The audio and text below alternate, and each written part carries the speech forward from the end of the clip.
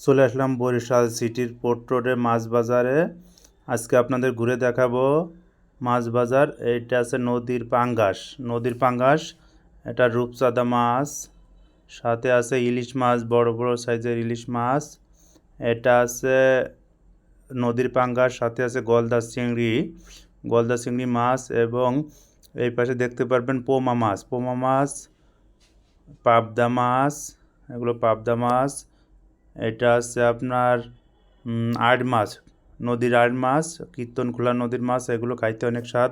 এটা আছে কোরাল মাছ, সাথে পাবেন সাগরের বাইলে বা তুলোর ডাঁটি। এই পাশে পাবেন আছে আপনি রিডা মাছ খাইতে অনেক স্বাদ। এবং আপনারা যদি অল্প দামে মাছ কিনতে চান তাহলে চলে আসবেন বরিশাল সিটির পোর্ট রোডের মাছ বাজারে।